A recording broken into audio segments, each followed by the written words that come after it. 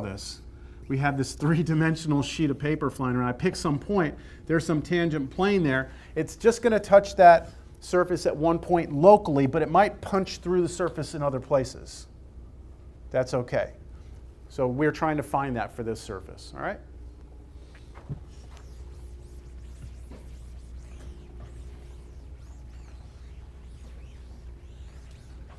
All right, so let's do it. What do you need to be able to do this? You need a point and a normal vector, right? You're going to find the equation of a plane. Equation of a plane requires a point and a normal vector. That's what you need. The point we have, right? The point is the point 1, 2, 1 that's given to us in the problem. And so all we need really is the normal vector. But the normal vector comes from the partials, doesn't it? So we just said. So let's take some partials. What is the partial of this function with respect to x?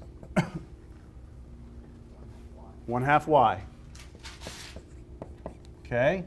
What is the partial of this function with respect to y? Because we're going to need them both. We may as well get them now. 1/2 x.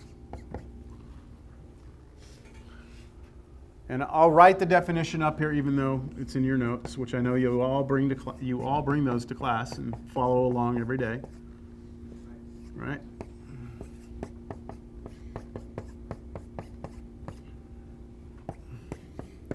That's what the normal vector looks like, right? So for us, it's the partial with respect to x at the point what? 1, 2. Where are we getting 1, 2 from? The x and the y here, right? The z doesn't matter in this in terms of this, right? Oops. So 1, 2. Then partial with respect to y at 1, 2 again. And then -1, we don't have to worry about that.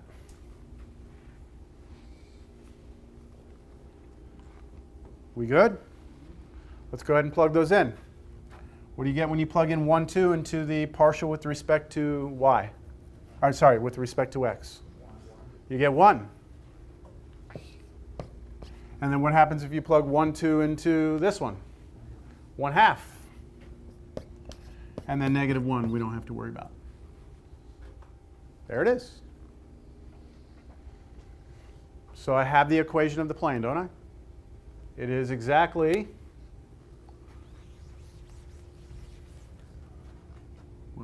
this is A, B, and C.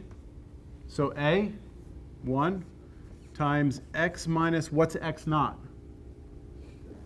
The point right here, 1. And then what? Plus B, so plus 1/2 y minus 2. And then plus C, but C is -1, so -1, z minus z naught, which is 1, equals 0.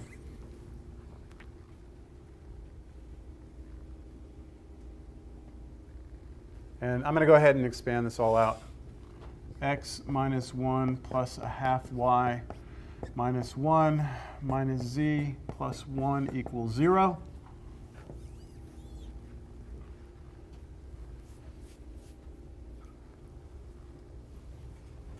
X plus 1/2 y minus a z equals 1, I believe.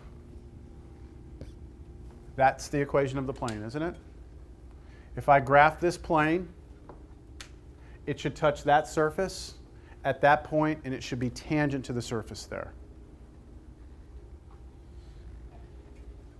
Remember, it's always okay to scale an equation, like if you didn't like that fraction. I don't know, for some reason I just didn't like that 1/2 there. These are the same, right? I just doubled everything to get rid of the half.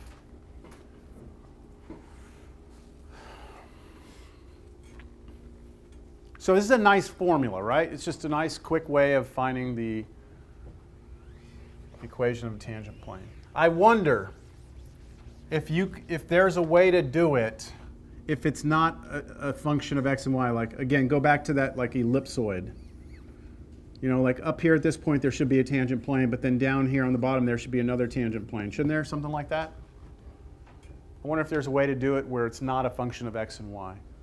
where it's like an implicit equation instead of an explicit. And there is. We'll get to that. So don't worry if you were worried, like, how are we ever going to do this? No, we got a way. Don't worry.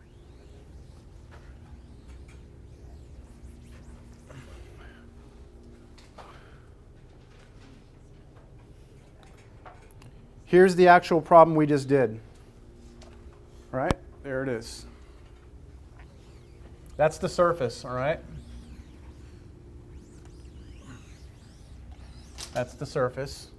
Right now I'm sitting there at the origin. Right? This is my domain, so I'm sitting here at 0, 0. And if you look at it from the top, you can see 0, 0. And let me show you the tangent plane right there. That's what the tangent plane looks like right there. Does it make sense to you that that's the tangent plane right there? Yes? And as I move myself around, it turned on me. Don't do that. It keeps on wanting to turn. That's all right, I'll just slide it up here. Get it over here. There we go. See that point there? It's moving around. So you see that tangent plane? I'm just making sure you understand geometrically what that tangent plane looks like. It obviously cuts through the plane in many different places. Cuts through the surface. But at that point, near that point, it touches just there. All right, so let's get to, where's the equation? Oh, there it is. Let's get to our answer. There is our answer right here. So let me spin it around so you can see it. That's it right there. So we're out 1 on x, up 2, and there's our plane, and there's the equation. It looks a little different than what we got, but all right.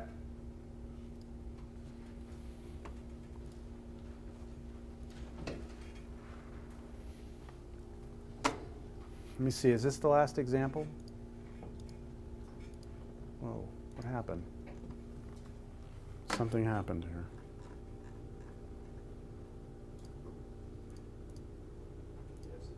It is the last example.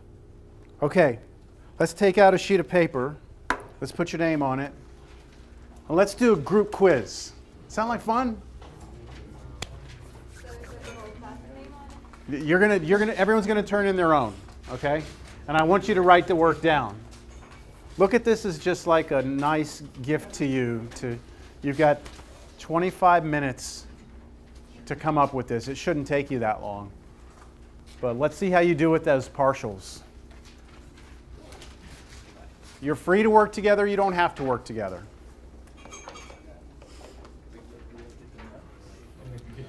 But don't ask me if it's right or wrong, okay?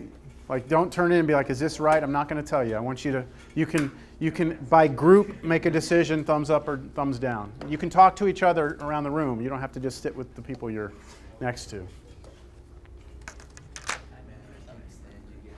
We good? I'm going to turn off the video. I think that's it. Just so it's on record, the homework assignment for this section is just numbers 1 through 6. All right? And we'll pick up next class. Oops. We'll pick up next class in 11.5, which is chain rule.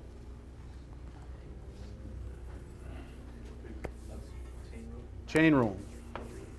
Did you say chain rule? Chain rule, I did. Yeah, I'll be right there. Hold on.